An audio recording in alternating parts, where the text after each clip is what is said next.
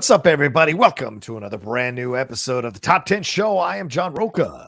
And I am Matt Nost, and we're here for another week of discussing movies here on the Top 10. Looking forward to today's show in honor of the final Daniel Craig Bond movie. Yes. And the producer said they will not start looking for a replacement until next year because they want to give Daniel Craig his swan song. Yeah. And I think that was the right choice, to be perfectly honest. I just read that yesterday, and I was like, that's good. Good for you guys. Yeah. Don't crowd the stage. Let him have the time. He's put in so much effort. He essentially revitalized your franchise. So why would you rush it and try to eclipse his final movie by, having the speculation run rampant and picking a person and then immediately pushing Daniel Craig to the side? It makes no sense. Yeah. And so it's smart. It's smart, but it also leaves a lot of questions, especially when you see the movie. And I saw it the other day, because, obviously in the trailer, they present that Lashana Lynch is a 00 agent there in the trailer. So are they saying they're not going to go forward with this person as the Don't James you spoil Bond? it. So I Don't don't know. you There's no spoil spoil it. it. I'm just saying. Don't you fuck it. I didn't know that. I haven't seen the You trailer. see the trailer? Oh my God. I don't watch trailers. Look, I knew with this. Bond was coming, so I was going to go see Bond. Okay. It's like, Well, it's very much a James Bond movie. That's there for you sure. go. It's very much you Daniel didn't spoil. Craig. You didn't spoil it. Okay, good. I don't want to spoil it. I get super sensitive about that kind of stuff. No. But yeah, I read that and I was like, good for you. I think that's the way it should be because, the inclination would be, hey, let's capitalize on all the free press that we're getting right now, right, and start laying the groundwork for the successor and build anticipation Right. early. But it's everything that you brought up, given where Bond looked like the trajectory of where it was going to go. Yes. Which is like the Batman and Robin. It's become kind of cartoonish, not to that degree, but it's really taken the Roger Moore and now taking it to, this new century. Yeah. And to give it a more realistic and kind of, I guess, identifiable, closer to the Sean Connery aspects of it. Yeah. Of this is a regular dude as opposed to a guy that gets into some pretty incredibly fantastical situations. And to just give him, because they said till 2022, which is just a couple months away. So the speculation may begin in January, but at least they can say that. It sounds nice. They give him a little bit of time. They've already pushed back this movie. And, might as well. Yeah. At this point. Yeah. Because it's an overcrowded market anyway. So do you want this message to get lost, or do you want to slowly soft pedal it out there as opposed to, no, we already found our successor, instead of taking the time and really evaluating the options? Yeah. And there's so many options, and there are even options you might not have even considered. Here, I can barely hear myself. It might be options that you maybe not even considered in your mind for quite some time because you hadn't necessarily. Here we go. There we go. Okay, you hadn't thought about people, or people hadn't shown up on your radar. Like that guy from Bridgerton, Regine Page. Like, I didn't know who the fuck that was until Bridgerton came out. So did the producers know who this guy is? Henry Golding, Alpha Crazy Rich Asians. Of course, he did Snake Eyes, which wasn't that well received. So that's a possibility. He's a British dude. Go Asian British guy. You can go with an Asian black guy not a British black guy. So there's a lot of places you can go with this character. Are you going to make it a woman? There's a lot of people have been clamoring for a female James Bond, but I don't think that works. Could you have a super spy who's Jane Bond or something? Sure.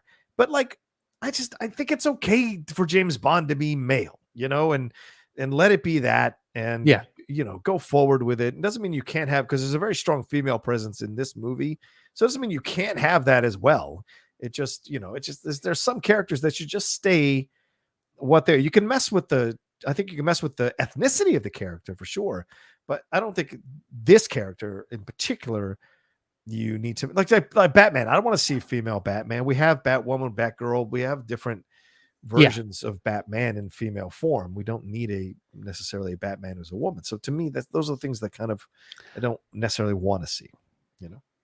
Not that I'd be against. I agree. I agree. I wouldn't be against it either, but at the same time, in my head, he's a dude. Yeah. There's been 25 films. It's like it's been firmly established based upon books before that Yeah. Um, just he's a dude. Yeah. And no, Yeah. yeah. Sorry, go It, ahead. well, I'm just everything that you said. I don't care if we futz around with other aspects of it, but I really genuinely think that Yeah. that should be a dude. Just like I think Indiana Jones to me is a dude. That's It's a a dude, dude. even though there's only 3 or It's a 4 dude. movies, but that Right. that's a dude. Right. Um, whereas actually, you could sell me on a female Han Solo. Ooh. You could. Yeah, like his daughter or something like that. Yeah, or something, or just Yeah. another smuggler, and this one just happens to be female. And it's the same type of. You need Yeah. that mentality, that shoot first kind of mentality. I could see that. I could definitely see that. Yeah. Anyway, that's. But so Daniel Craig gets his ride off into the sunset. Yeah. And yeah, we got the topic because months ago, one of our patrons sent in, "Hey, what about Bond villains?" And we're like, "Why Yeah. don't we do that when it gets closer to actual Bond time?" Right. So we've been sitting on this show since the beginning of summer. Yeah. Top 10 Great Bond suggestion. villains. Yeah, absolutely. Yeah, And a lot to explore because there's a unless lot it of got pushed again. But that was my fear too. I know Trust me, man. I want to do this, "Oh, but God." they keep pushing it and Yeah. pushing it. And on some level, I'm even surprised that it's coming out now. I guess they can't sit on it forever. Right. Right. And because they got bought by Amazon, the producers are saying that they will still have theatrical releases for Bonds going forward. This isn't going to a streaming Yes. type of thing. I mean, they had sent like they had pitched a $600 million amount to Amazon Prime to put it on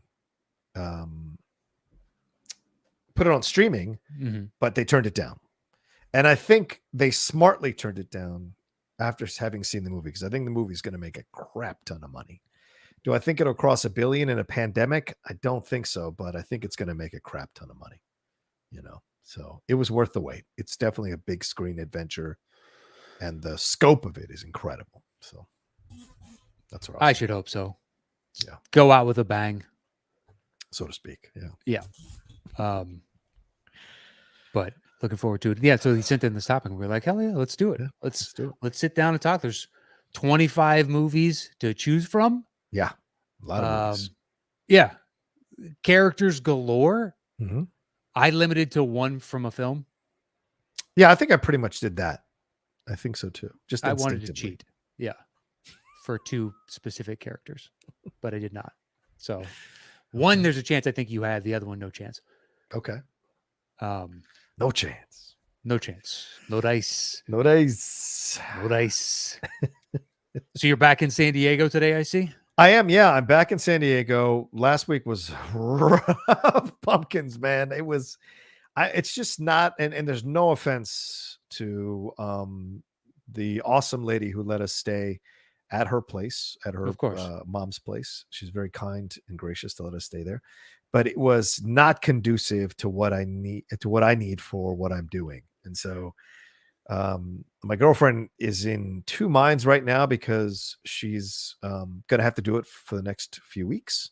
And so I think I'm going to have to come up every other week just to keep her company and just to be there, because she gets nervous in the house. The other option we're looking at, Matt, is just taking a little bit of a financial hit and just like getting a hotel room for 2 or 3 nights, driving up Wednesday morning, staying through Friday. So we're only paying for 2 nights, but at least we have a hotel.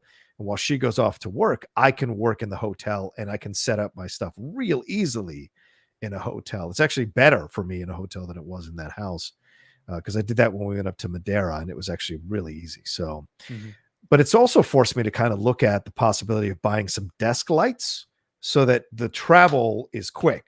Everything in a bag, boom, in and out, Yeah. And that's something that I've also been looking at, and it's kind of motivated me. So, you have to look at the positive in things. And if sometimes the experience isn't the best, you got to take the positives out of that experience and see if you can learn something. You learn something from it. Perhaps you'll be able to put those skills to future use on something else. Or if you're traveling somewhere, whatever, you took a vacation, but you can still check in, do the shows. You got this little case that you can take with. But maybe hotel room is the way to go. Yeah. I mean, we're looking at it, or a bed and breakfast, or B&B, or the B&B, maybe an Airbnb, grabbing that for a monthly amount, and then we'll just cover it'll just be an expense for that month, and we'll just find a way to kind of make up that expense down the road. So that's a possibility that we're looking at. So we'll see. The only downside to B&B is the bed to me, because you never crapshoot every fucking time. Yeah, you're right about that. You're right about that. Everything else, I prefer a B&B. Just it's a homier atmosphere. You don't feel like you're in a hotel at all. Like you're just staying somewhere different, so to speak. But the bed, you never have any fucking clue what it's going to be like. So true. Yeah, it sucks. I've been screwed a couple times on that. Oh, really? Okay. Yeah, we went out and bought air mattresses once on a trip. Oh shit! Because the bed was so dog shit. Right. Neither of us could sleep the first night, and then the second night, I think we both ended up getting a couple hours. And day 3, we're like, "This is nuts. Let's just go." We had other things to do that day, but like, let's go find a fucking sporting goods store, and buy a couple air mattresses. It was exactly what we did. It was brutal. Yeah, we've got a queen one, and we brought it up, but we were able to make do with the bed. Like I was able to sleep on the bed. She has trouble with the bed because like she has trouble. She's so used to the bed we bought when we first moved in that now like any regular bed is like I move around and she can feel it. You know what I'm saying? So she's not as comfortable sleeping. And by the way, paying off that bed's it's 2 years of payments to pay off that bed. So, but it's worth it. It's so fucking worth it. You know? Yeah.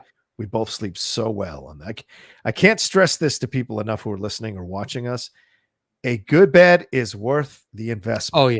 And you can do down payments. If your credit is somewhat decent, most places will be, I mean, my credit's not great, but it's good enough. And most places will be able to set it up for you. And if you can commit to a payment every month, you'll get that bed immediately. Just get it automatically taken out of your account every month, so you don't have to fucking worry about it, and pay it off because it is worth it. I've never slept better than I have over the last year with the bed that we bought. You know, I remember the first time I bought like an $800 bed, and I've only bought a couple, but like in my mid-20s. And I finally got rid of all the terrible beds I'd had of my life, and I got a good one. I finally paid for a good one. Yeah. And it made such an incredible, I loved sleeping on that. I was so excited. It made me happy for months on end. Yeah. And then I kept that thing for like 8 years. Wow. Yeah, I used it until it could have kept going, but it's, you know what, 8 solid years-ish out of this. That's good. 8 years is good. Yeah. And then bought another nice bed. And I'll buy another. It's worth every penny. Yeah.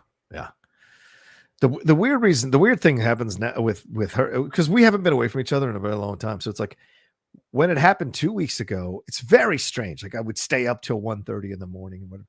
Now what I'm discovering is that when she's up, I'm up, and it motivates me to get to work.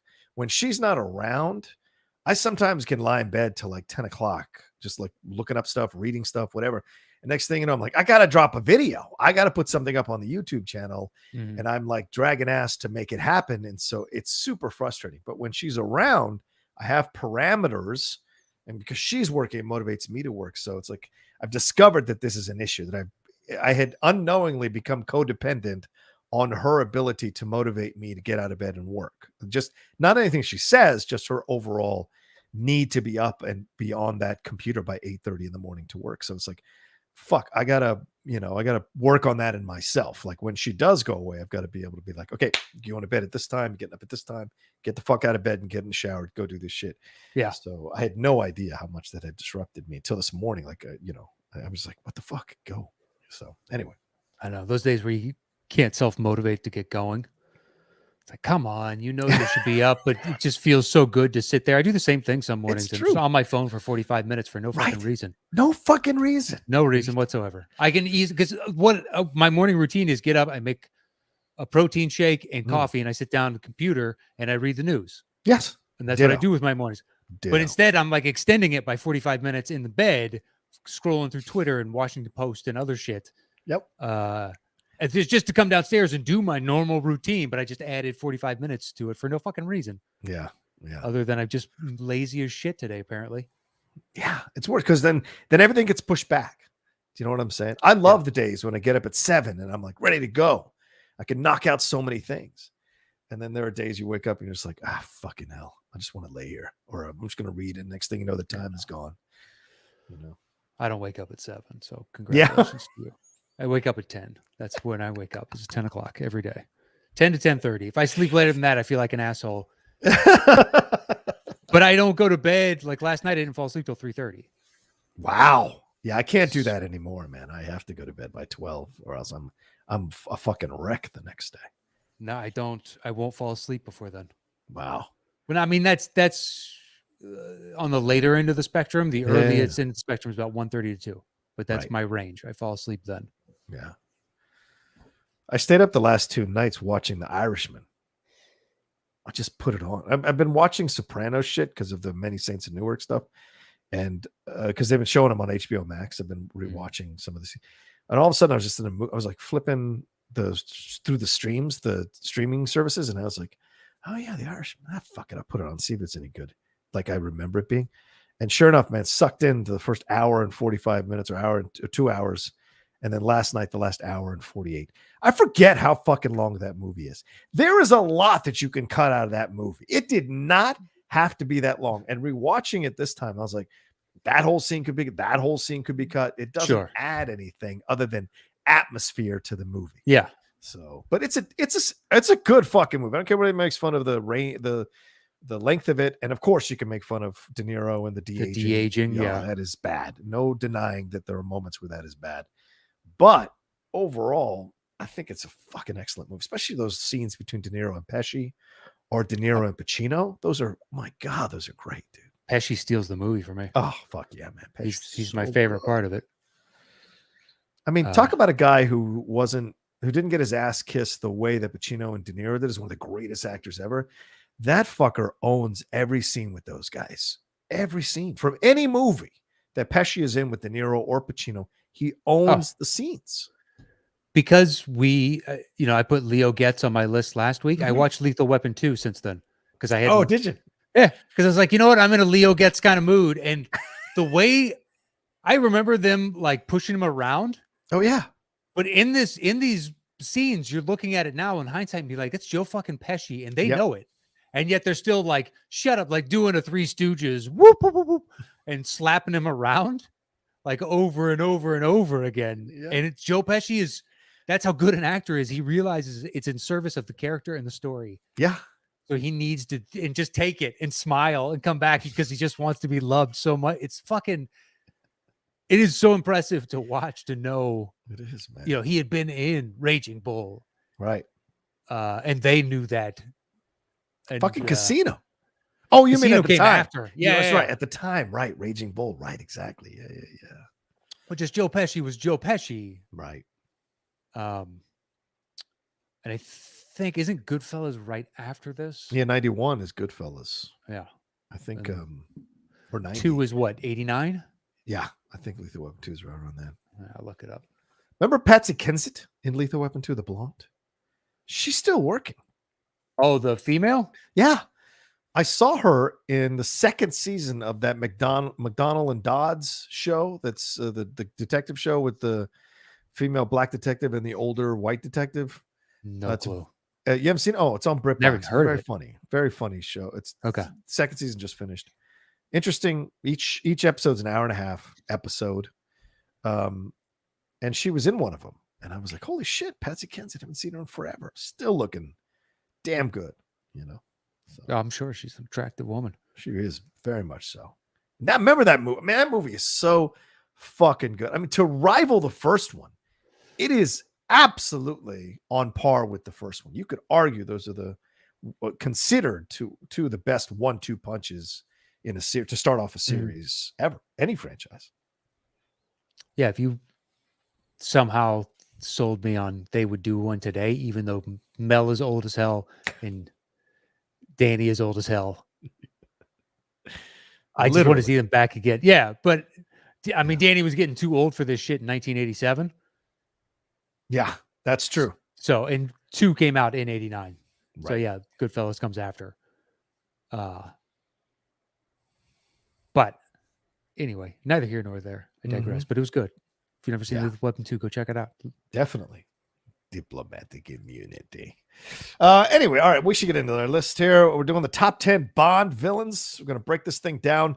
If Mike Kalinowski happens to be listening to this, apologies on our end if you're insulted by our rankings, or if any of you hardcore Bond fans are Go listening. look in a mirror, you handsome fuck. Yeah, You don't like our list. Just shut up and go stare at yourself in the mirror.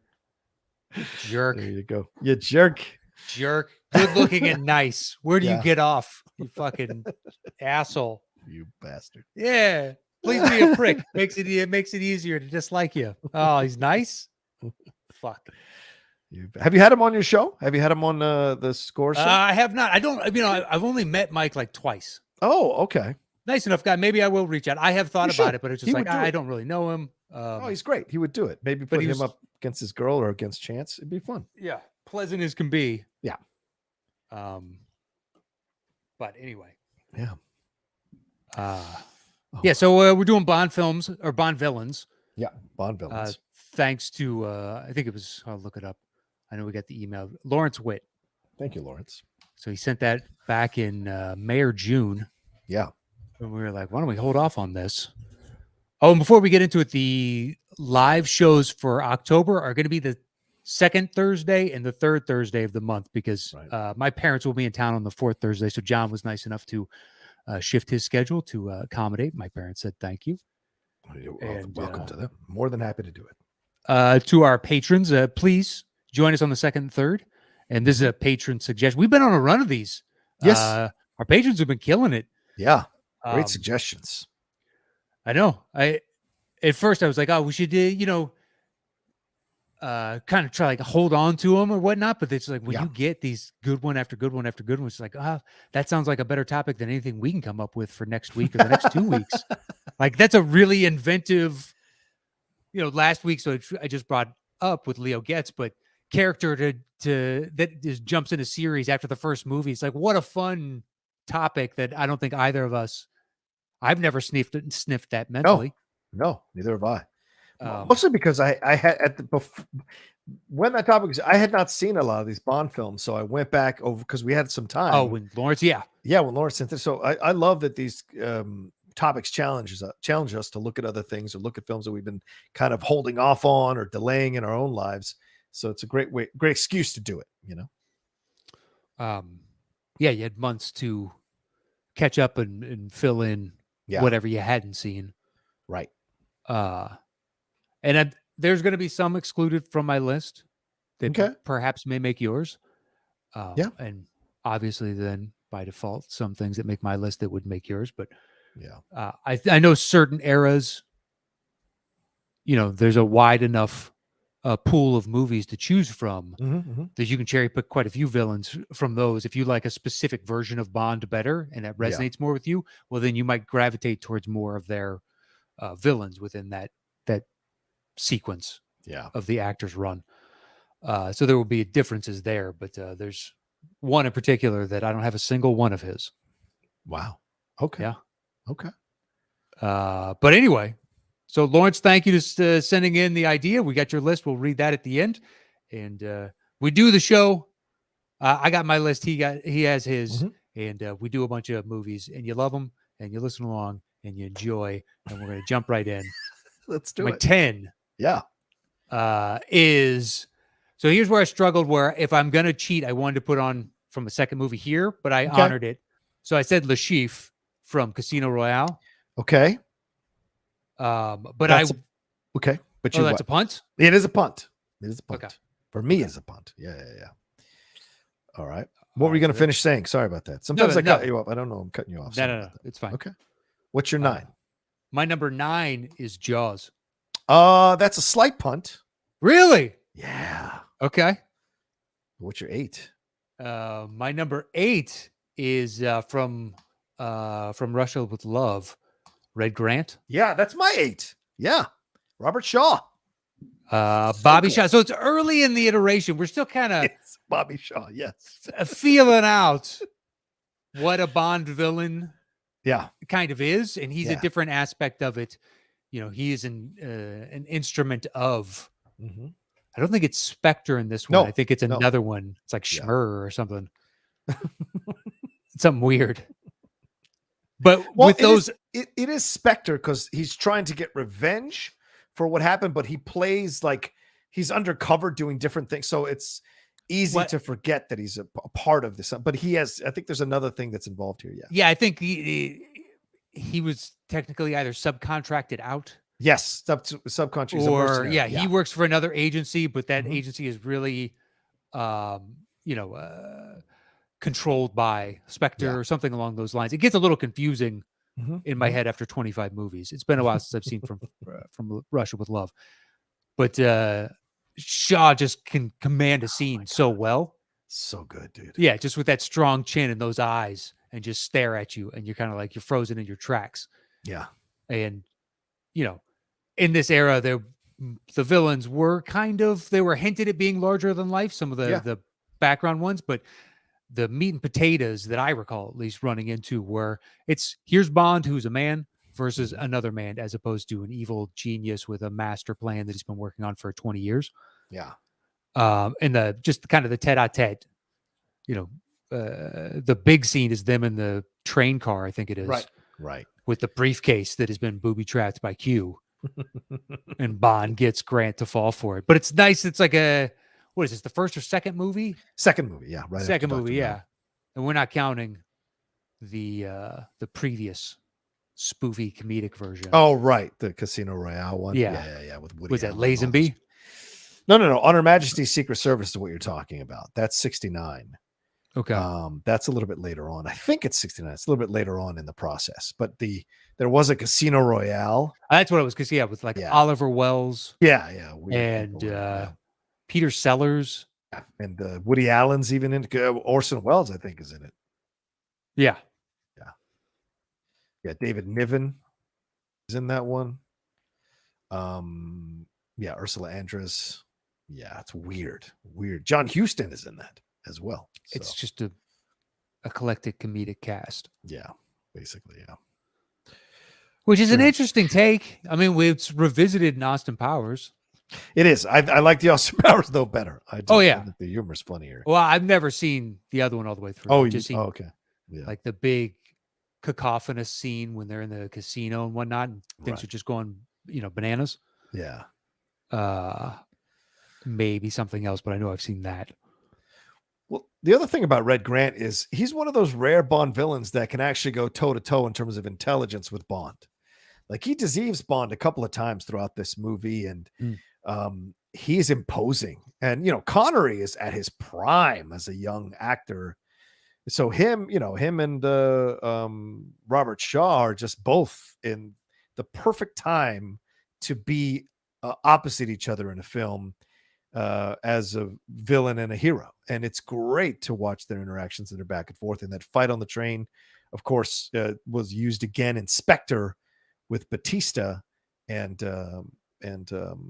Daniel Craig fighting on the train, which I thought was badass. So to see that homage of it in Spectre, this is the original one, is great. And Robert Shaw is ruthless in the movie. I mean, what he does to Bond's love interest, what he does, she's a pawn. Yeah, exactly. And so he's got no problem with it, and kills his friend. So he's just like ruthless son of a bitch trying to get to it. So I like that he's every way an equal to Bond, except Bond is just that little half a step smarter in a critical moment or two, which is how he gets out of it. So that's why I like him so much. All right. Well, that was my number 8. So what do you got at 10? My 10 is Mr. Big, Yaphet Kotto. Go for it. I struggle because there's like 3 dudes in this that I wanted to put in, and none of them really elevated above. But go ahead. Right. I mean, he's in Live and Let Die. For those of you who may not know that, and I enjoy. And look, that film is tough to watch now because there's a lot of racism in that film, or whatever, unconscious racism or obvious racism. Either way, it's a bit of a easy approach to some of the stuff in New Orleans and all the stuff that they're showing there. But I think Yaphet Kotto does a fantastic job as Mr. Big. He once again, this is a guy who is every bit Bond's equal in terms of physical strength, in terms of intelligence and mind, and he does a great job of really intimidating Bond throughout the movie. And it's still to date the only black villain, I think, in a Bond movie. And this is, I think back in the 60s. So pretty Mhm. incredible to see him being able to, or is it early 70s? I think maybe it's I early think it's 70s. early 70s My bad, my bad. because it's I got a don't know 70s that. vibe to it. 1973. Sorry about that. 73. Yeah. So he's part of that, but he's so charming and confident and charismatic throughout the movie. So when he's going forward with some of the ruthless things that he's doing, I'm 1,000% on board with seeing what Yaphet Kotto can do, who's one of the most underappreciated actors slash black actors in a subset that we've ever seen. He is always great in everything he's in, drama or comedy, or lighthearted stuff. He's fantastic. So to see him in this Bond movie, I thought was a nice surprise. Right as he's coming into his own himself as an actor on screen. Yeah, great choice. I just don't. That's one of the ones I don't go back to rewatch. Yeah, that's fair. It's a tough watch, but I think he's great in the movie. So that's why I had to put it on the list. Yeah, there's some Roger Moores that I love, and there's Mhm. some Roger Moores that I go from Oof. don't like to openly not hate. I don't hate any Bond movie, but it's just Right. like I'll watch fucking 18 others before I watch this. Yeah. Like even Quantum of Solace. Look, I know a lot of people bash Quantum of Solace. There are some good scenes in Quantum of Solace. I don't think there's a full-on bad Bond. Maybe View to a Kill is the closest you get to a bad Bond movie. But even that one has its defenders for its cheesiness or its campiness from the 80s. It's pretty great. With Christopher Walken and It's pretty great. Yeah, Grace Kelly, or not Grace Kelly, Grace Jones. Grace Jones. Yeah. Grace Kelly. Hello. Same difference. Sure, totally. Both They're models, interchangeable. Yeah. But yeah, I mean that's the closest, and so I would say that there's still redeemable. Quantum of stuff. Solace is just boring. I think that's the thing, but it's really well shot. It's beautiful to look at, but it's just dull. Yeah, I know. I was And mad because it has a Bolivian subplot, so I was really fucking mad that it was not that good. It does have one of my favorite, but South American. I don't know if he's South American or he's Mexican, but the villain in that, yeah. I loved him on Narcos. I was excited when he was in Suicide Squad. Yeah. I like that dude a lot. I think he just has an easy, casual menace, which is tough to do. Yeah. So I was happy to see him in Suicide Squad. I've always liked that guy. Yeah. But no, this movie's not good. Yeah, exactly. All right, so then my number 9, we're going back to the first Bond film, Dr. No. That's my 9. That is an ever so slight punt. Okay, fair enough. And as we said, my 8 is Red Grant. So Matt Nost, what is your 7? Well, I forgot that your 8 was Red Grant, so my 7 is Dr. No. All right, perfect. He's got metal hands. Hey, something happened to my hands. The radioactivity or something, and they just like frostbite. They just had to cut off the hands. Apparently, I don't know that aspect of it. His experiments came back to bite him in the hands instead of in the ass. But I love that he's part of Spectre, and Spectre's big plan is to kind of they jam the Mercury launches and whatnot just to show the world how much power they really have, and that's the extent of the evil plan. Yeah. If memory serves. Once again, it's been a while, but I remember it's just like, hold on, so they're just delaying this launch. That's all they're doing? Right. But great villain. Mm-hmm. Mm-hmm. Got the cool layer to master plan, kind of start setting the stage for a lot of the tropes that you get from Bond villains, and then also these big architect villains. It's a great point, because you can go back and watch this in 2021, Matt, and be like, he gives away the whole what he's going to do. And you you remember that people have made fun of that. Well, they've made fun of it because it was kind of new and interesting in 1962 when Dr. No came out. Like, oh, cool. This is interesting. Yeah. Criminal, evil, genius, mastermind didn't really exist in movies like this. Yeah. At least that I had seen going back. So to over-explain their plot is really to help the audience of why this dude is so kind of menacing. Yeah. Yeah. Yeah. And like the motivation here is he's been rejected by the United States and rejected by Russia or the Soviet Union. So he's going to build his own thing. He's going to do his own thing. And, as you said, that's an archetype of the villain who is spurned and wants to prove something and wants to carry out vengeance on Bond and anyone in his way. And I thought Joseph Weissman, who plays him, does a fantastic job with this. And there's more depth to what could have easily been a one-note villain. Easily could have been a one-note villain. There are some great acting going on with him and the exchanges with Sean Connery that I really like. So yeah, I want to see this character come back. yeah, Unlike a lot of other Bond villains that I think are just kind of like, it's perfect for with the stupid metal hands. right. It seems tailor-made of why not. Like Jaws, I think, is of the moment, and I don't think you could ever replicate that in a million years. Mm-hmm, mm-hmm. But the simplicity, just give it a different reason as to why, like some quantum computing error, which doesn't make any sense, but the quantum state took my hands, and like, okay, just something stupid. Although Bond doesn't really go that hyperbolic anymore. Mm-hmm. Yeah. If we were still in the Pierce Brosnan era, I think there's a chance of something like that. True. But yeah, just what you brought up, all the things that we make fun of, it kind of starts here. You gotta learn from somewhere. You know? Yeah. So it's part of the overall tapestry of why Bond evolved into something that I enjoy. It's like, well, here's part of the shoulders that they're standing on to make what they have today. Yeah, very true. All right. So what's your 6? My 6 is Goldfinger.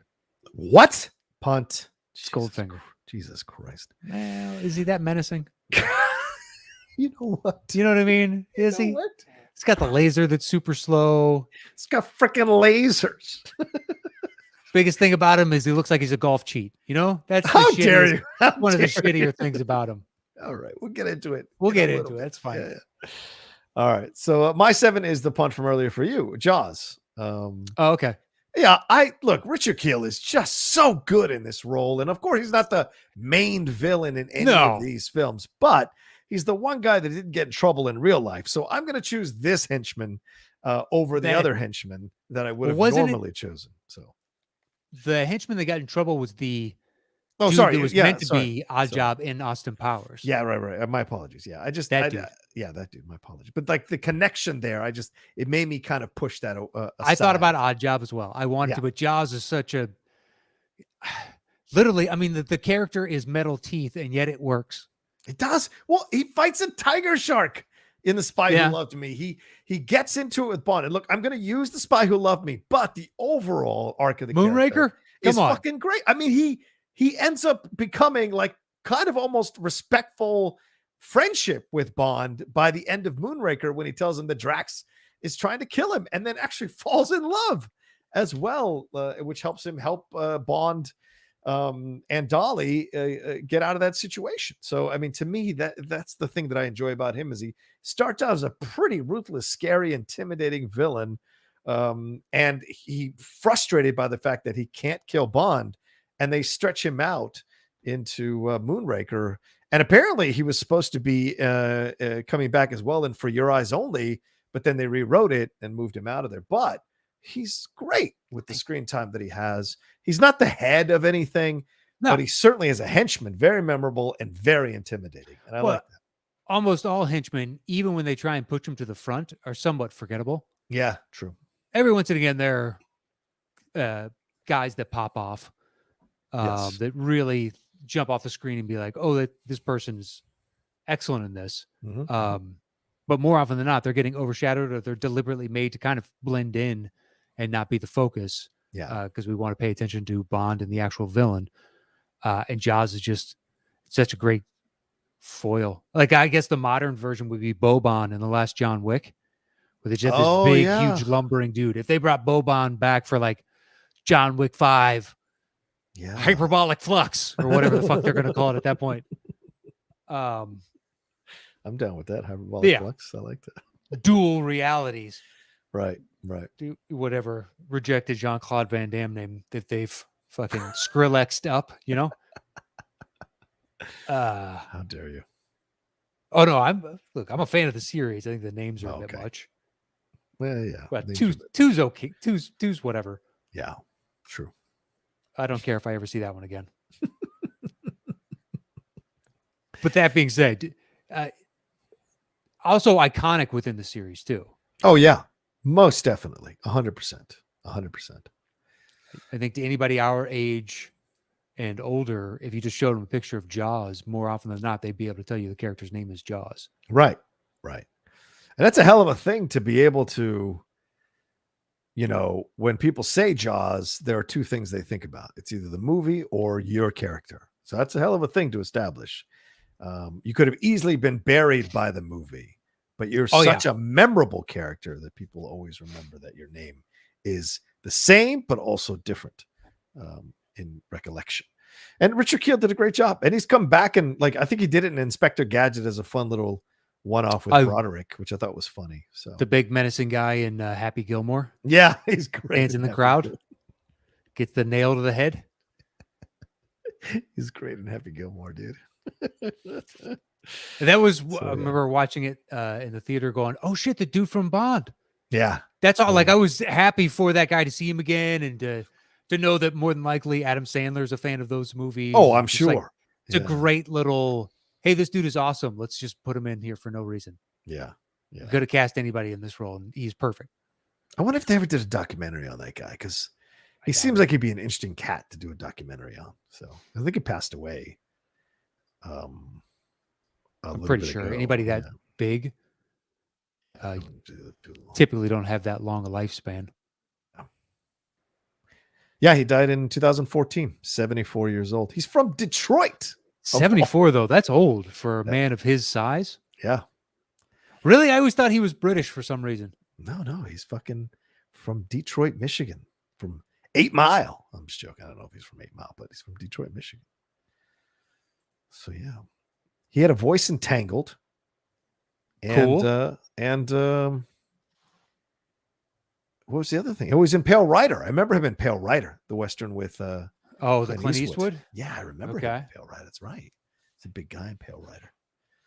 Yeah, so not a lot of work, but certainly a memorable cat. So I'm sure he funded himself, like going to those conventions and shit like that. So pretty awesome stuff. All right. What's your 6? We're up to your 6, right? That is correct. We already did my 6. That was at your 7. Oh, that was your punt. Okay. What's your 6? Oh, right. So now my 6 is Blofeld, the Donald Pleasance version of Blofeld. But that's a punt. Okay. That's a punt. Fair enough.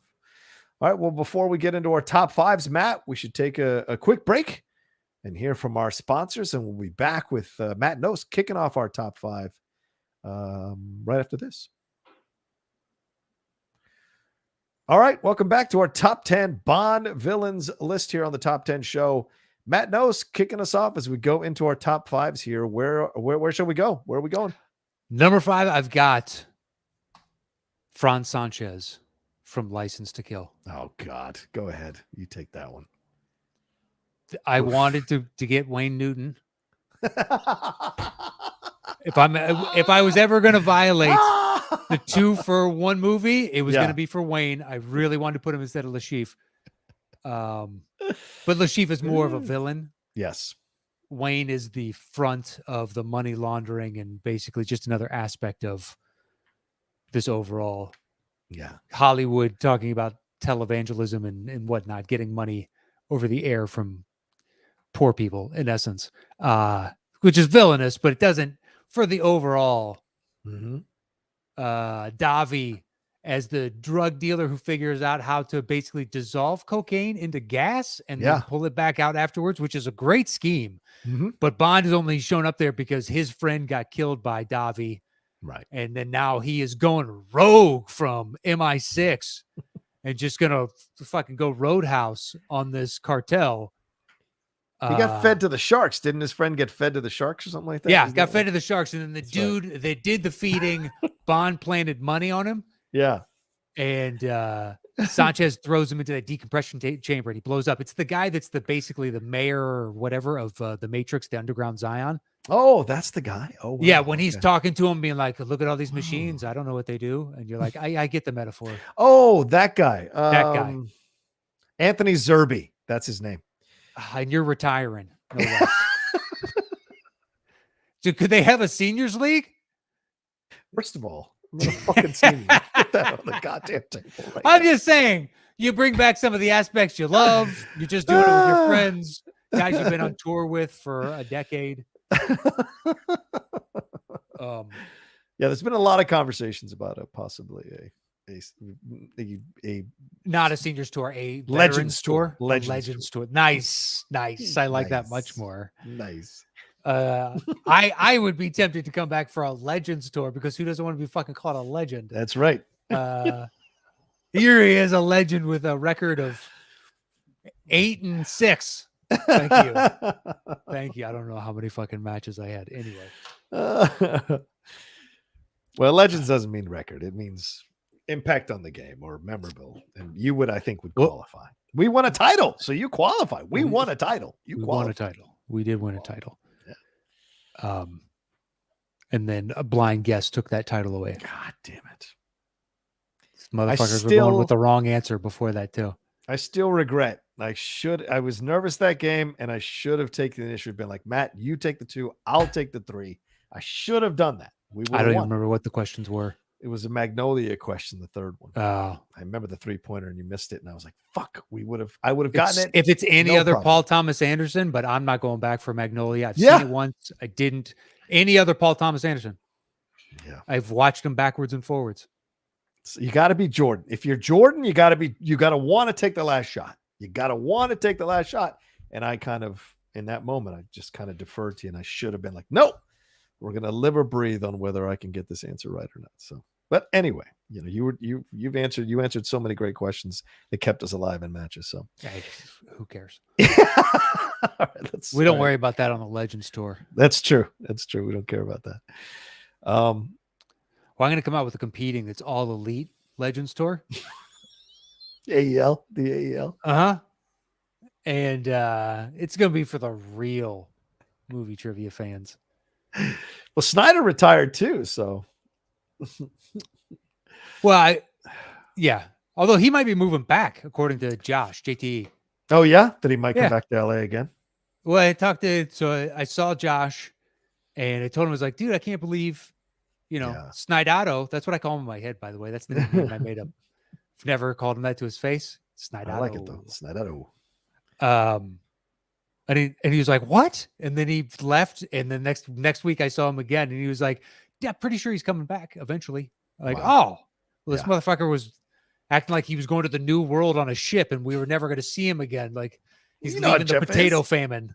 Jeff's so super dramatic about everything. You know how he is. Oh, that text was anyway. Yeah, the all elite Legends. It's gonna be pretty fucking sweet, dude. The pyro budget alone is 1/3 of our overall. Wow. It's gonna be a lot. I got a cod piece made that just fires off Roman candles plus like sparklers, and it's beautiful. And not no way, shape, or form is this phallic. Okay, David Bowie. Okay. So, but Sanchez, I like that it's a departure for Bond. I've always had a soft spot for Tim Dalton's 2 Bond movies. This is my favorite of the 2. It's the best one of the 2 for sure. Yeah, I think it's the most engaging. Yeah. And it's got the most fun overall. So I've always loved this. I struggled to not put it higher. I wanted to put it higher, but I was like, let's be perfectly honest here. Robert Davi, you were going to put Robert Davi higher on your list. You're insane. Yeah. So good in this movie. It's so good. It's so insane. All right. All right. Well, that was my 5. What do you got? Okay. My 5 is Scaramanga. Christopher Lee. Is that a punt? That is a punt. Okay. All right. What's your 4 then? My 4 is the one you were making fun of in the not so distant past, which is Max Zorn, Christopher Walken. What is happening? What is happening? What year did that come out? 85? Yeah, sure. That could have been the first Bond movie I saw. That makes sense, actually. I saw it in the theater, and I fucking loved it. And it was part of a run of Grace Jones was in my life for a very short period of time. That's true. Heavily, though. Like in all kinds of things that I ended up seeing. I never understood it as a kid. Right. But whatever, to each their own. Like, I'm glad she got the work. Yeah. The weirdest was Boomerang, seeing her in that. Oh yeah, that's right. That was Yeah. right the tail end of where she was booking things. It as was an that actress. was the literal tale of that comet. Right. Um, I agree with that. but I the plot of detonating bombs on the fault line to push California out into the ocean to turn this desert land that he owns all of into the new Silicon Valley Right. is fantastic. What a great over the top mad scientist, not trying to take over the world, just Right. trying to set up his own little, like, he's going to be the king shit of this new Silicon Valley. Yeah. Nothing to say. It's all the brain power that you lost by cleaving off Palo Alto and everything else and sending them to their demise. You're gonna have to replace all those Yeah. with this big, huge plan. And as a kid, I was like, "Oh shit, that seems like it could work." I thought that was pretty brilliant when I was like 5 or 6 watching this. I was like, "That is genius. You probably totally could do that." Oh my God. Yeah, I didn't know how tectonic plates worked.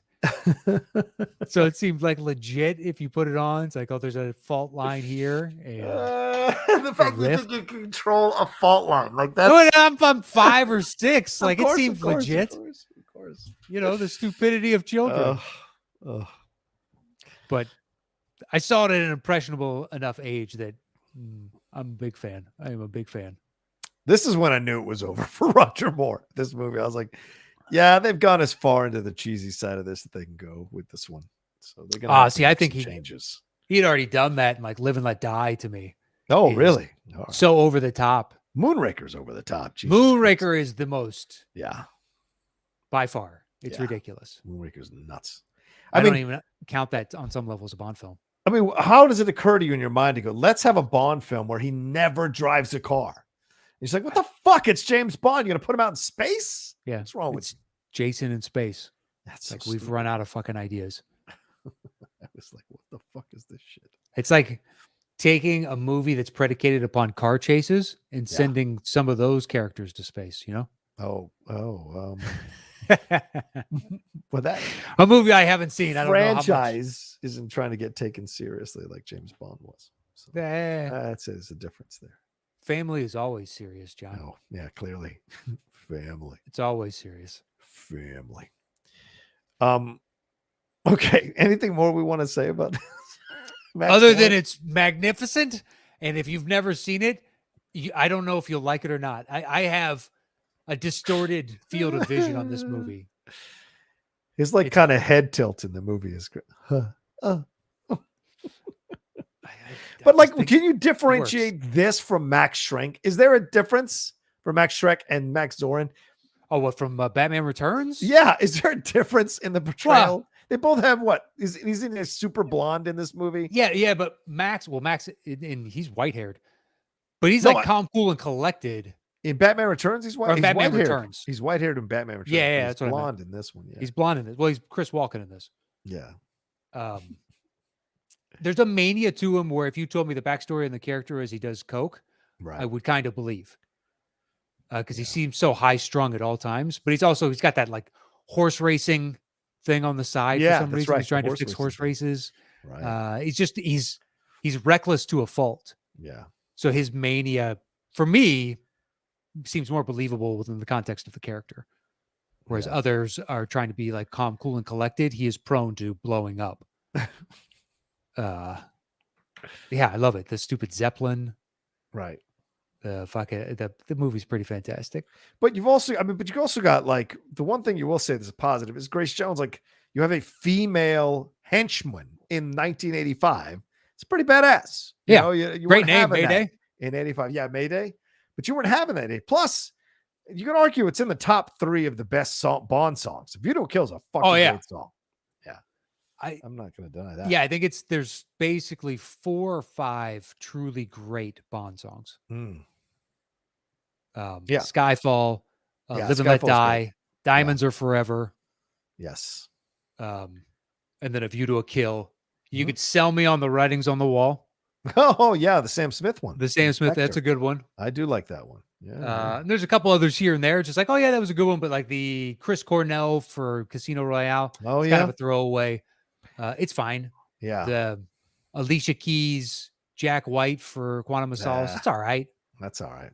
Yeah, it's all right. But the Billie Eilish one, I think this is, like I said, I've seen the movie. I think this is some of the best opening credits I've seen in a bit. Mm. And actually, I would take all of the Daniel Craig Bond opening credits and put them up against any other opening credits with Connery or Moore or Dalton or Pierce. I think these are the best that they've ever done. Just the animation and the songs. Oh yeah, the graphic design to tie in. And yes. When you see it a second time, you see all the illusions that they put into it. Yes. All the that's coming. Yeah, that you can't notice the first time through. You might be able to fixate on one or two of them, but they sprinkle in quite a few. Right. Wow. And Tanya Roberts was the hotness. She was hot back in '85. I remember thinking I saw that in a theater, Matt Video Kill. I remember thinking, my God, this woman is gorgeous. And she didn't do anything till that 70s show. Yeah, that's right. That 70s show. All right. So that's where are we at? That was my 4. Okay. So we're at my 4. So that's the punt from earlier, Lashif. That's what Lashif. That's my at 4. I love what Mads Mikkelsen does in Casino Royale with this character. Love it. He's so. I just think Mads Mikkelsen is such a badass actor. So I like him in this role, and you give him that little leaking eye and stuff, and the back and forth with Bond. I mean, the scene, everyone loves the scene with him whipping his balls naked on the chair, but like Craig is good in that scene, but it doesn't work without Lashif's frustration. It doesn't work without his growing anger of the situation. So the first hour of the film, he's very much in control of what's happening and doing everything that he's doing. And then it's that scene that kind of puts him over the edge. But all the scenes when he's playing with Baccarat and all the things he's doing, he's pretty badass. And so I like him as a character. I like him as kind of a menacing villain in the Casino Royale film overall. And although he does get taken out, I still think he's pretty badass in the film. I think the reason I dig him, I like most people, I love Mads Mikkelsen. Yeah. I think he's awesome. I am happy to watch, anything that I have watched a lot of random Mads Mikkelsen movies that have come out over the past 3-4 years. I watched Hannibal when it was announced that he was going to be Hannibal, the TV show. Oh, yeah. I am a fan of Mads Mikkelsen. I just think because he's ultimately a puppet, which a lot of these are, but I knew it going into it. So it kind of undercut his overall menace to me because I knew that he was just the face of the power and not the actual power. Yeah. Whereas all the others on my list, save for Jaws, were kind of the power. Even if they were puppets like Red Grant, but I didn't have at that time, I don't think Bond had the lore. So I give it a little bit more grace, so to speak. But I like that he was vulnerable in the fact that, he's like, I got to get you to give me this information or else these people who are my employers are going to kill me. So there's a desperation to his villainy that you don't normally see in the Bond films. And, and I'm sure they decided, like, when they went with this version of Bond, they needed a villain who was a little more grittier, a little more grounded. And so Le Chiffre does a great job. Or Mads Mikkelsen as Le Chiffre does a really good job of conveying that until, of course, they take him out. Because he's desperate. He knows he's going to be killed if he doesn't get this information. I like that. I like that color on a villain. It's a great point. I just take the other vantage point of he has less power to me if he's worried about the actual power in the room. So it's just like, how much of a villain? Once again, Jaws is on my list, but it's fucking Jaws. It's fucking Jaws. It's fucking Jaws. All right. We're up to your 3. What's your 3? My 3 is Scaramanga. Oh, okay. So the punt from earlier. Yeah, please take it away. I think he rates that highly because it's a great synthesis of exotic locale that he's built his own special base into, and he has this, burgeoning technology that on the face of it, it's like, oh, I get endless power from the sun. but then he also turns into a weapon needlessly, which I love the line of, this comes free of charge after he's shown Bond. And he does the full explanation as to what his plot is. Yeah. But there's a nice tension throughout because Bond is doing the explaining. Scaramanga or manga, however you want to pronounce it. I think it's manja. Manja. Is like, I don't know that much about science. So basically he's the audience and Bond was like, well, that's super cool to negative whatever, how many ever 100 degrees of the liquid helium. And Scaramancho's like, well, I'll have to take your word for that. And they just keep going through and Bond seems to know everything about this technology because you have to explain to the audience what the fuck is going on here. But it's not as heavy-handed as it would have been a decade before. So that you can see the slight nuances and the update of it, but it's got everything. You got the island fortress that he's built with the new technology. It's like part of what they base Syndrome on. Yes, right. Yeah. In the Incredibles, yeah. It's just, I don't know. He just speaks to a lot of. I think of a Bond villain existing in a few different molds, and he is part of what makes one of the molds to me. Yeah. This self-contained universe of villainy. Well, I like the fact that he is not like an intentional Bond villain, right? He has his own island, and he's essentially a sociopath who has no connection to humanity whatsoever.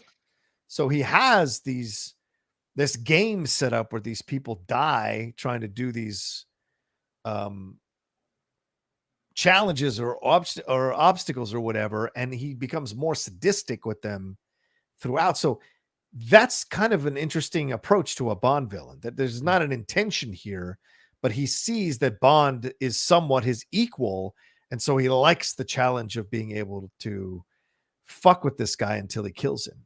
And so I like that aspect of it. And Christopher Lee is just so perfect. Yeah, it's Christopher Lee. He's so good at playing this character and what have you. And his offense and the arrogance and his hubris to think that Roger Moore could be his equal in any way, shape, or form. Yeah. I love it. It's a couple of shots where if it wasn't Christopher Lee, I don't know if they could pull it off. And Bond says something, it cuts to Lee, and Lee just makes a face at him. Yeah. But it's perfect. And then they cut right back to Bond, but it's just Christopher Lee kind of dismissing him. Yeah. Like, okay. Like it's impressive to watch. And I think if you don't have someone like that can command the room, and also, years later finding out that Christopher Lee, the stories from the Lord of the Rings sets. Oh, yeah. Where it's like, oh, actually, when you stab a man in the back, here's what it sounds like. Like, how do you know? You have firsthand experience? I'm actually not at liberty to say. Yeah, he claims he worked for the British Secret Intelligence. Secret Service, yes. The Secret he Service, may or may not have a spy, and he may or may not have done a lot of things along these lines. So like, how would you, like, if he's telling the truth, how would you like to be his handler? And you're like, wait, what? You're doing what? Yeah, I'm going to be the star in a big high-profile movie. What? Yeah. You're going to blow but nothing came out. Yeah, nothing came out that we know of. So perhaps anybody that could ever identify him in that line of work, well, he knows how air escapes their body in various ways. Yeah. Anyway, so I put him at my 3. Yeah, it's a good choice, man. I like him at my 5 for, I could have put him higher, but I think the movie itself is not an intentional Bond villain. Like Bond is led to this situation. So I think I ding it for that, but that's such a small thing to ding it for. So, all right. So that's your 3. Mm-hmm. So then my 3 is Alec Trevelyan from GoldenEye, Sean Bean. Yeah, don't have a single Pierce Brosnan. Go crazy. Wow, you're insane. This is so good because we got a little backstory with Bond in that this was his best friend. This was 006. And there's this guilt that he's carried for years. That's a mission they were on. He had to leave him behind and he thought he died. So to find out that he faked his own death so that he could essentially start his own thing, I thought was fucking brilliant. And going with the Soviet Union to do all of this. Plus, this is one of my favorite, if not my favorite, Pierce Brosnan one, because you've got Famke Janssen, who is badass as the female villainess. What is it? Ivana Top or something like that? I know she plays Russian, Ukrainian, Chechen, something. I don't know. think it's Ivanatov or something like that.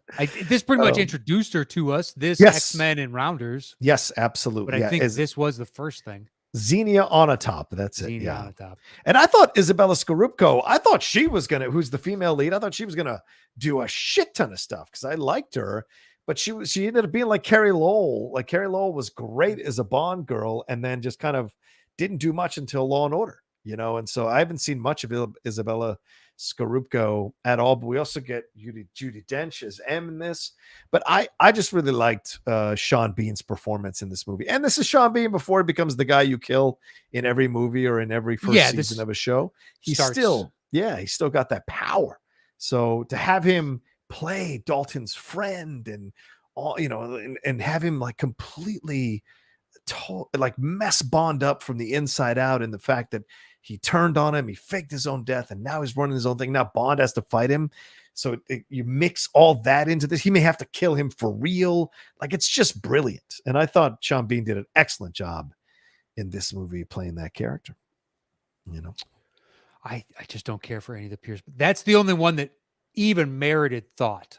All the others, what is it, Jeffrey Price? Oh yeah, I didn't like the Rupert Murdoch character. Don't care for that movie. Yeah, Tomorrow Never Dies. Yeah, I don't know. Pierce. Yeah. I wish he had gotten different movies because he is the quintessential look of Bond. Oh, totally, 100%. But yeah, I don't like any of his. So yeah, I don't know. It just got to a point where it's not. It was too over the top for me. He's such a good-looking dude, man. It is. It's not fair, right? Yeah. Even now, he's even more good-looking now with the fucking beard. Yeah. He's more rugged, more rough-looking, which I'm like, fuck you, you bastard, you fucking bastard. Yeah, some guys got it. Yeah, it's true. All right, where are we at? That was my 3. So what's your 2? My 2 is Raul Silva. That's my 2 as well. Yeah, Javier Bardem. I love the motivation of the character of the former agent, and when the cyanide pill doesn't go through, and just do you know what it does to you? And he slowly pulls out his jaw, and he's like, "Mother, look at me." And the idea of M standing for mother, and she's this, matriarch for all these agents and whatnot. It was a great twist on how you viewed the dynamic between all of them. Yeah. And Bond feels betrayed because M told what's her name to shoot him when they're on top of that train. And he goes cascading to his Moneypenny, to his potential death, and he comes back and he's not fit for service, but she understands why they have to get him back in. That's where cagey veteran. Yeah. She understands what it takes to motivate someone like this. But the dynamic overall, and for the grand plan design guy, I really bought into he pulls this off, even though the number of dominoes that have to fall the right way, especially when they go down into like London itself. Yeah. Everything has to go through, or the train comes through and whatnot. Like these things have to go absolutely perfectly. Yeah. But I bought the reality of it. Yeah. I agree 100%. And that's why you cast someone like Javier Bardem to play a role like this. Because, I mean, this is my favorite Bond movie, bar none, Skyfall. And one of the big reasons is because of this guy, because of this character and Javier Bardem's portrayal of the character. Once again, this wasn't an intentional thing, but the film that the villain I had just before this one is also a former agent but in Sean Bean's case, he was doing it for his own desire to become richer or more powerful, whatever. This is an exposition of the system of MI6. Like, he's trying to take it down because he has found the fallacy of MI6, the systemic fallacy, the hypocrisy. Yeah, the hypocrisy, exactly. And so that motivates him. And Bond even kind of connects to that because, like you said, Bond was shot off that train in a way to keep him to achieve the overall mission. Showing him how expendable he really is. So Raul is like exposing that expendability that all the agents have, and Bond it kind of has sympathy for him until he sees how far Raul is willing to go where he is in essence becoming that thing that he hates. Mhm. And so there's no difference then at that point because he is systemically corrupt as a human being. So how can he be the one that takes down MI6? If anyone's going to take down MI6, you're replacing one corruption for another. And he does a great job. And his voice and the battle at the end is great. Sorry, go ahead. Yeah. Yeah, to show up at Bond's, Yeah. I guess Childhood boyhood home, Yeah. and kind of tear down the essence of the man Mm-hmm. while he's trying to tear down the system that created him. Yeah. It just, you don't think you can see a Bond villain or any villain on this level where you think they might actually win. And there's a couple different points where this dude's on the top of his game, his villainy game, Mm-hmm. Right now he is pound for pound potentially the best villain in the world. Congratulations. Yeah, exactly. Yeah. So it's both of our due. So then we both have punts for our number ones. We do. Yeah. My number one is Blofeld. Go ahead. I mean, the hidden figure that runs Spectre. Which version are you choosing? Which version do you like? am taking the quantitative. Okay. Because on some level, Blofeld is an idea. Right. Because good point. Yeah. The character has so much plastic surgery, at least the earlier iterations. That's why they could plug and play other actors in. But that was part of Ian Fleming's books, as he wanted the anonymity to be able to do all these things without being known. Right. So all the archetypes, everything that Dr. Evil is based on Blofeld, save for the Lorne Michaels voice. But the archetype of a villain of this size and scope really originates with Blofeld. Yeah. This guy that you don't see for quite a few movies. You just see him stroking that cat and you see him like its arm and whatnot, but you never get an idea of who this individual is because he needs to say a shadowy individual has tentacles and all these vast things. And I think it's just the overall power and size of what Blofeld represents, to me, is the most quintessentially Bond villain. Yeah. Well, I mean, your logic is sound, and it's difficult to argue with that logic because I agree with you. He's the Bond film you've seen the most because I think he's been in 8 films. Something like that. It's crazy. And he's influenced. I mean, he influenced Inspector Gadget with the cat that. With Mr. Claw or Dr. Claw or whatever. Something Claw. Yeah, that he has, and yeah, also having Austin Powers, the Dr. Evil's essentially Blofeld. So you've seen the influence of him, and then Christoph Waltz coming in the most recent iterations of Bond as Blofeld. That's a hell of a mantle to carry. Yeah. Because you've seen so many different people play him well. Telly Savalas and On Her Majesty's Secret Service, Donald Pleasance, who is my favorite Blofeld, is Donald Pleasance. And you're right. I mean, he is just a constant thorn in Bond's side. He is also a frustrated thorn in Bond's side because he can't ever seem to fully win. But he also has those moments where he really gets under Bond's skin more than anybody else in the series. Blofeld has a way of really rattling Bond and unsettling Bond and fucking with Bond. Yeah. And that gives him so much power in the series. So yeah, it's a great choice. An interesting character for sure on so many levels. All right, sell me on Goldfinger. Why is Goldfinger number 1? Oh my God, what are you talking about? This is the best. This is the best one. First of all, recognized by a lot of people as maybe the best Bond film ever is Goldfinger. A lot of people would argue that. Yeah, I don't care about a sheep's opinion, not when I'm a wolf. Yeah, but you're a wolf. Is that what we're doing now? I don't know. I'm just trying to undercut your argument. Like, he's so confident and he's so boastful, and that accent. And of course, that's also what influenced Goldmember is in the third Austin Powers, which someday you're going to have to watch, I feel like. Maybe. But AEL, we don't go in for the third movie. All right, fair enough. It's off the curriculum. But I love the idea that the reason Bond figures him out is because of that he cheats at golf, and he's like, oh well, you not that good of a person, but gentleman's game. But this idea of gold, I mean, that he wants to fuck with the gold supply of the country is brilliant, or of the world rather, is just brilliant. And it's a way to kind of you don't just destabilize a country, you destabilize the world economy. There's a grandness in that scope that I thoroughly enjoy. And I love how fucking chill he is the whole time as he's doing everything that he's doing. And he always has a quip for Bond because Bond is beneath him and he loves fucking with him, which is why that laser moves so slow. It's to fucking mess with your mind that you're going to have to wait till that thing slices you in half. It's just brilliant. Go ahead. What were you going to say? Well, the destabilization of the currency, that's only if the government tells us about it. Because at that point, it's not like there's 24-hour news. So they could probably keep this story under wraps Yeah. and just kind of fudge their way through the next couple years until they really get called on this. So it's a good plan. I don't know if it would have the effect. And he would need to somehow publicize it simultaneously, like invite out Right. all the newspapers of the day Yeah. to get enough traction on this, because otherwise they could sweep it under the rug for a while until they figured some sort of solution out. Yeah. But I don't know. The menace of him, because he's going after gold and whatnot, as other people are creating super weapons, or like Zorn of cleaving off California to make his own. Yeah, but it's nothing.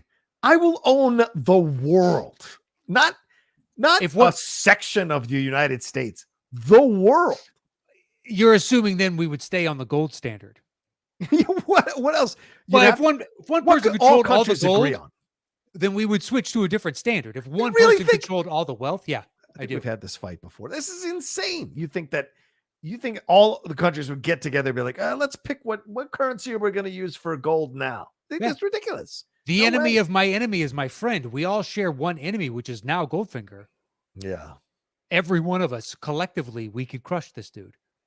But if I love how you think that the countries are not going to try to align themselves with Goldfinger. There are probably numerous countries that would align themselves, and a number of terrorist organizations that would align themselves with Goldfinger to be able to use we that still situation. Have all these other governments still have the technological advantage, and he wouldn't be able to hire out or buy any of the weapons because the governments dictate who has access to buying those weapons. So he'd be operating from a deficit, especially if he can't get anything up in the next couple of years as they keep pushing through the new fucking, machines of war. Yeah, but did he strike you as a henchman who came up with this idea? This guy's super intelligent. So he would have planned for that ahead of time. Potentially. You're projecting onto him what his future plans as are you on these countries. So far, I've seen him release a gas, and that's as evil as he's gotten. Well, the laser's pretty fucking evil. Yeah, but it moves at a snail's pace. On purpose. Really evil. That was with the governor off. That's as fast as that bad boy goes. That's right. That's how he designed it. It's pretty pathetic. Well, that means it's going to move through your body slow too. So the torture is endless. I know. But if you have 1,000 soldiers running at you, a laser that may cut through the arm of one of them by the time they get to you, it's not going to. Oh, that's fair. That's fair. They can, and I was looking at something. They considered Orson Welles for this part. I'm glad they didn't get Orson. I don't think it would have had the same kind of effect. So giving it to Gert Frobe. That's the German actor who played him. He did a great job with it. And I also like it's somebody that you don't really know. Yes. Creates it more believable. Wells would have been like, "No, Mr. Bond, I expect you to die." Yeah, it would have been a little hammed it up over the top. Little hammy. No offense. Okay. Well, there's our separate top 10 lists. We're going to put them together for the top 10 Bond villains and give you the show's top 10 list. We shall see. Oh, shit. Where are my fucking Bondos? Maybe. All right. Where'd you have Blofeld again? Sorry. Let me pull it up again. Blofeld is number 6. Goldfinger is my 6. So we are flipping right out the gate. All right, let me know when you're ready. All right, say that again. Flipping a coin because it's 1-6 versus 1-6, and I think both of us want our guy at top. Okay. Because we could, settle between the two of us and reconcile and go, we have this commonality higher, but fuck that because that makes sense. Right. All right, call it in the air. 3, 2, 1, go. Heads. Come on, baby. What do you got? All right, it fully went under the desk. Oh.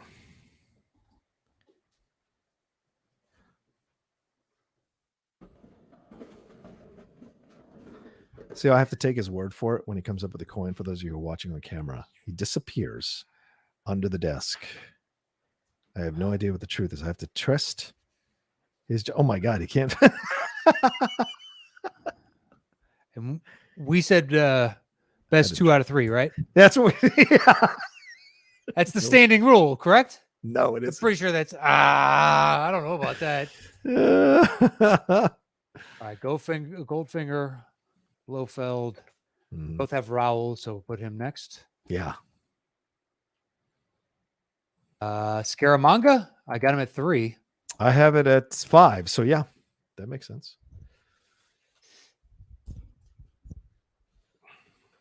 Okay, and then we both have Dr. No and Red Grant and Jaws, but they're lower on our list. Yeah. You didn't I've put got- Le Chiffre on, did you? No, that's my Okay. 10. You're what? 4. Sure. Okay. I still have my number 3, which we haven't put on. Is what? My number 3. Mhm. Alec Trevelyan, the Sean Bean guy. Sean Bean. All right. I've got my 4, so we'll do that Okay. there, and then Dr. No, I've got at 7. You have where? 9. Red Grant, you have where? 8. I've got that at 8, and then Jaws, you have at 7. Mm-hmm. All right. How about we do Dr. No, Jaws, Red Grant? We're done. Where do you have Jaws? 9. So it's 7-9 versus 7-9. You got the last one. I'll take this one. Right. But doesn't Red Grant go above us, or doesn't it go above both those guys, or does he go to the bottom? Because I he's think he goes to the 8s. bottom. All right. Well, a 7 beats him every time. So we got I 2 guess so. 7s. Oh yeah, I guess that's fair. There we go. Fine. Poor Robert Shaw. All right, let's do this thing. The top 10 Bond villains. Yeah. At number 10. Red Grant. At number 9.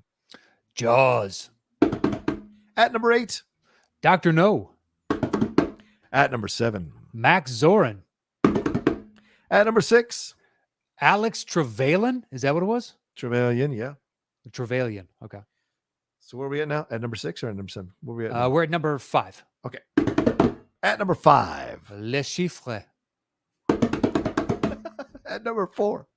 I'm pretty sure that's the proper. Anyway, number 4 is Francisco Scaramanga or Manja. Yeah. At number 3. Raul Silva. At number 2. Blofeld. And our number 1 Bond villain is Goldfinger. Goldfinger is the Goldfinger. numero uno. Yes, sir. Good stuff. And we have our list from Oh, yeah. Lawrence. Yeah, let's hear from there, Lawrence. What do you got, And he Lawrence? says, hi, guys. Thanks for choosing my topic. I love a James Bond film and am an unapologetic Roger Moore fan. Damn right. Roger Moore is who I grew up watching and impacted by my a bit, but I do accept they have not aged fantastically, but I was true to myself. At 10, he's got Max Zorin. Sounds like he knows. Ooh, what? 9 is Mr. Big Kanaga. 8 is Rosa Klebb. 7 is Raul Silva. Okay. 6 is Blofeld. Okay. 5 is Goldfinger. 4 is Scaramanga or Scaramanga. 3 is Jaws. Wow. 2 is Alec Trevelyan. And number 1 is Red Grant. So he flip-flopped Ooh. on us. Wow. Number 1, Red Grant. That's interesting. Okay. But there you go. Lawrence, thank you for sending that in. We had to sit on it for We did. 3 months, 4 months, something like that. But it was a great topic. So we It thank was you worth for it. that. Yeah, thank you, man. And if you're going out to see Bond, we hope you enjoy it this weekend. Absolutely. I think you will, people. I mean, maybe some of you may have a couple issues, but overall, I think this is one of the good ones from the Daniel Craig section of Bond. So go and enjoy it, and enjoy everybody in the film. And For let us God's know what you sakes. thought. Yeah, let us know. Hit us up at Top 10 Show on Twitter, or you can let John and I know individually at Mad Nose, at The Roca Says. Yes. We'd love to hear your thoughts on the movie. I will be seeing it myself after you hear this. So I'm looking forward to it. The final chapter in the Daniel Craig series. Yeah.